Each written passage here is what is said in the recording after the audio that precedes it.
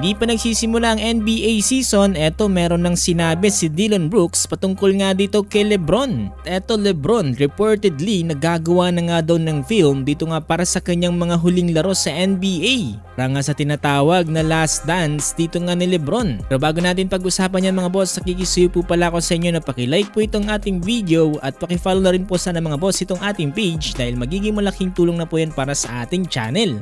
Maraming salamat po talaga sa inyo mga boss. Ayon nga sa naging stream ng kick streamer na si Neon sa kanyang guest na si Dillon Brooks, sinabi dito ni Dillon Brooks na mukhang ginagawa na nga daw lahat ni LeBron ng lahat ng kanyang makakaya para nga makakuha pa ng isa pang championship at para nga daw makakuha pa ng footage para sa Last Dance documentary niya. Tapos kasing gulatan ni LeBron ng NBA World by signing with the Philadelphia 76ers ay maraming reaction kaagad ang lumabas. Pero isa sa pinakamaingay dyan ay itong galing kay Dillon Brooks.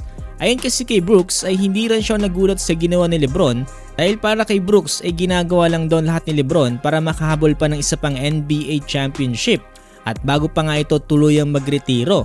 At dagdag pa nga dito ni Dillon Brooks baka gusto rin daw nito makakuha ng mas maraming behind the scenes footage para nga sa isang Last Dance style documentary. Bro, what do you think about the LeBron trade?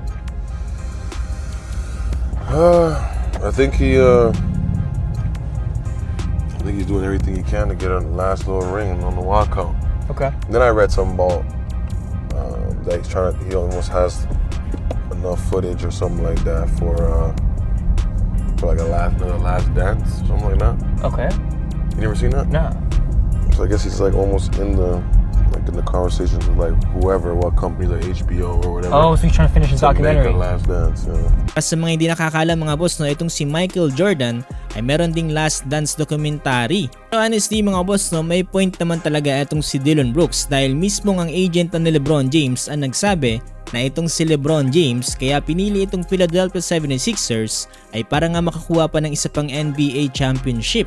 Hindi na nga daw pera ang usapan dito. This stage mga boss, 41 years old na rin etong si LeBron at going 42 na rin.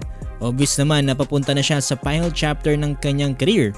Kaya katanggap-tanggap lang din na mapupunta siya sa team na pinakamalaking chance na manalo ng title. Kaya ngayon mga boss, kaliwat kanan na mga report na malapit na raw magkaroon ng behind the scenes documentary tungkol sa final chapter ni LeBron sa NBA. Similar sa The Last Dance ni Michael Jordan. Pero pagkatapos nito, mismong business partner ni LeBron na si Maverick Carter ang nagsabing wala raw silang ginagawa na ganung project.